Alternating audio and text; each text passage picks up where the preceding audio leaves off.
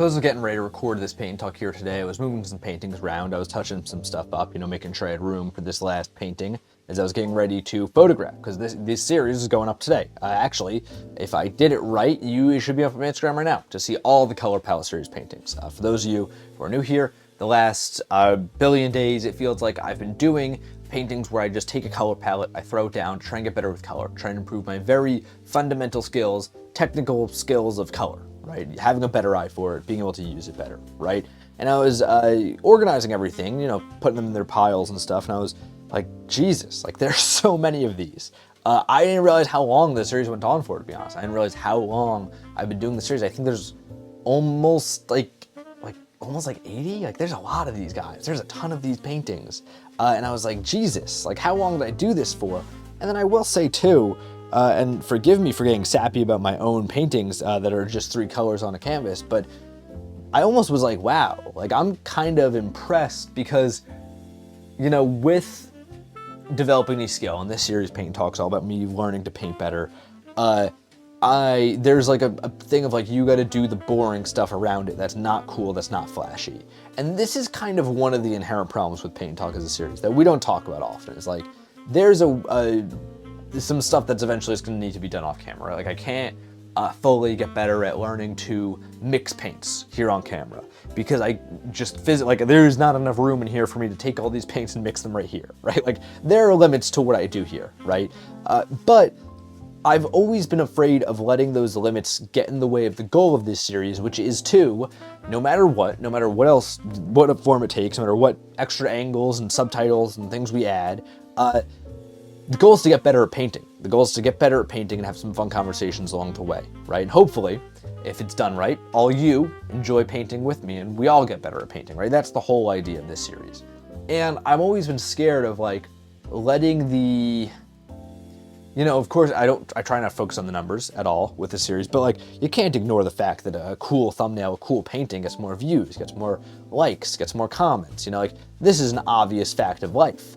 And social media is great at taking somebody with pure intentions and just turning them into somebody who just chases those numbers. I've always been scared of that, of not, it's, for me, it's getting 20 views versus 30, you know what I mean? Like I'm not exactly dealing with big bucks here, but like I've always been like, man, like I hope I don't compromise doing something that is more just like straight technical stuff, right?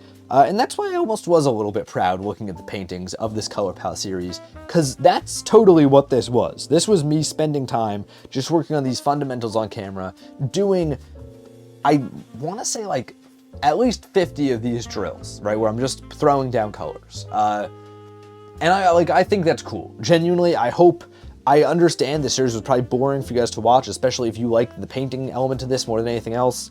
I understand it probably went on super long, especially compared to every other series I've done, but I think it was important. I think I've learned some things about color along the way, and I'm glad I did it overall, right? But I do also want to talk about some things, right? I think it'd be wrong for me to do this whole Color Palette series, you guys painting and talking with me all, without talking a little bit about these paintings. So I'm going to do a rare thing today, and I'm going to talk about what I think I've learned about color in these last 50 or so things, right? Because I think I have taken a couple things away that I will be moving forward with. The real test of this, of course, will be when we dive back into doing full paintings, will they be better? Will the colors pop more? Will I have a better eye for them?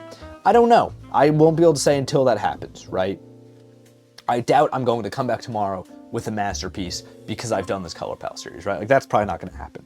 But I do think I've learned a couple things. First of all, there's the most obvious stuff, right? The fact that having 2 contrasting colors and a neutral tone usually gonna be a good palette. Like that's a solid idea right there. Usually gonna lead to enough visual interest, especially if you put these contrasting tones and use them in an interesting way. Awesome. I think that's probably the most immediately applicable piece of advice, right? Of just 2 contrasting tones, 1 neutral. In observing all the palettes we've done here, I think that is my biggest observation, right? I think also that there is, sometimes if you do 3 contrasting tones, it can lead to some interest, but I think it's harder to execute on. Like, I think they need to be relatively toned down.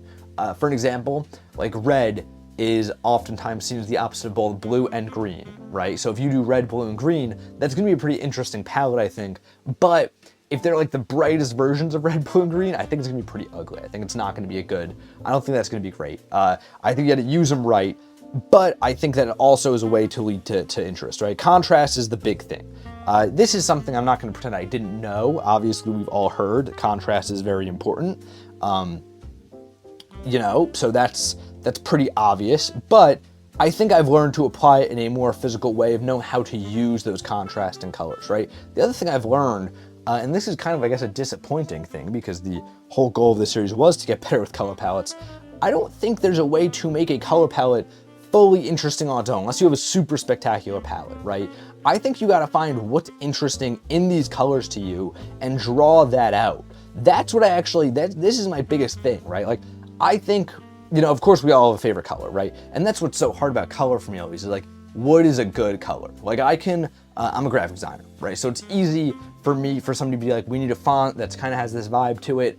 I can easily go through and spend an hour and be like, that's a good font, this is a bad font, and like give you very concrete reasons why. Illegible, the spacing's weird, the height's weird, this is gonna be a weird shape when you put it in all caps. Like things like this are very, concrete, very obvious. When going like, this is a bad blue, what does that mean, right? That's always why color's been so hard. So there's gonna be colors people like, there's gonna be colors people don't like.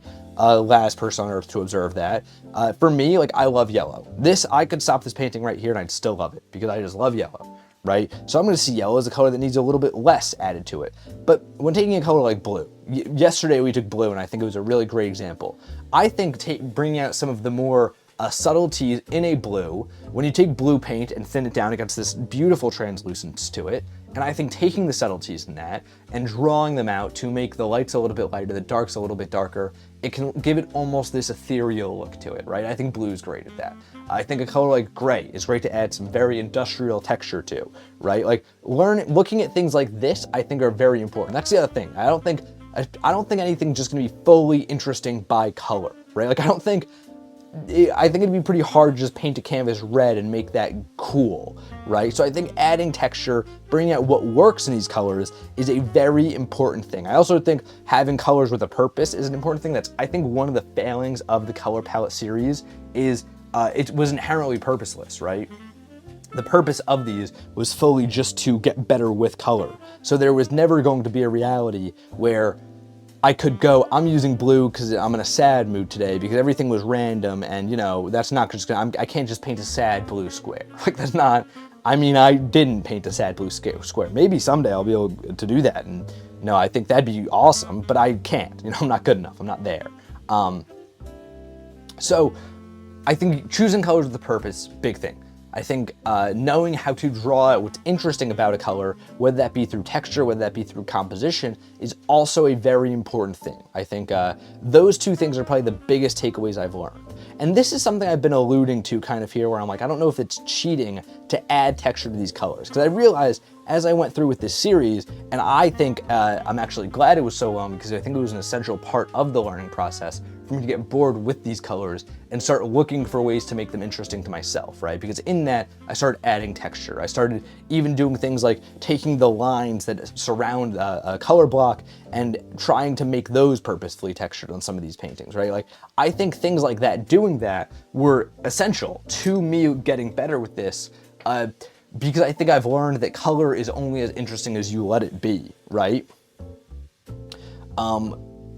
Some people love just very simple Pantone things. Like I know like Ellsworth Kelly is a big artist like that. If you go into the Museum of High Art in Atlanta, there's this giant piece of him. I don't know if it's still there. I was there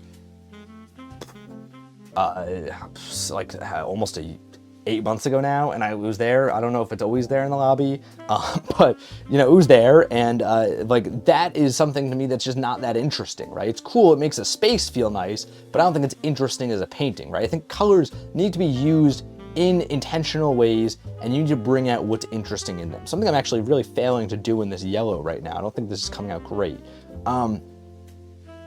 So contrast in colors, looking at color strengths, and bringing out interest in them, I think is good. The other thing I think is good is choosing a main color.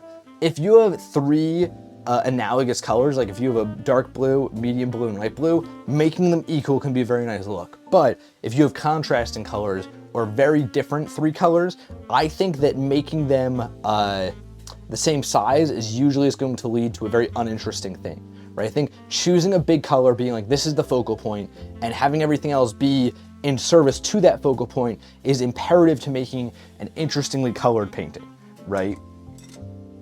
So I think that's another big thing I've learned. I think the biggest takeaway though, honestly, in this whole color palette series is one, there's no such thing as a good color. I was looking for like, I don't know what in my mind made me think this would happen. For some reason, I was under the impression that I would be able to take a color and just be like, this is the beautiful purple. Everything needs to be, this is my guiding North Star of this beautiful purple. I was an idiot. I don't know why I thought that would ever happen. Of course it didn't. There's no such thing as a good color in a void, right? At least not in my book. Maybe there is, maybe I'll discover it one day. Definitely didn't in these last 50 days, right? So what do you take from there? I think the takeaway is that colors are, you just need to make them interesting with what's surrounding the colors. I think colors are an ends to be interesting, not a means to be, or no, a means to an interesting end, not an end in themselves. I think that's the big thing.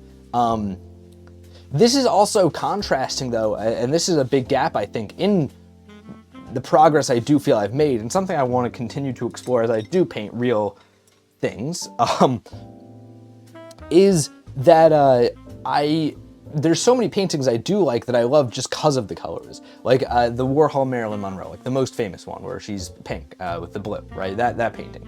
I love that painting just because the colors popped me so much. So maybe, if those colors were just in a color palette, would I think they're interesting?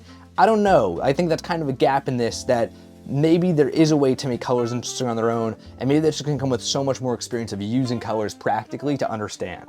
But overall, guys, there has been so many paintings in this color palette series, genuinely. And I do understand that, like, if you're watching this series every day, which thank you so much if you are, that it genuinely blows my mind.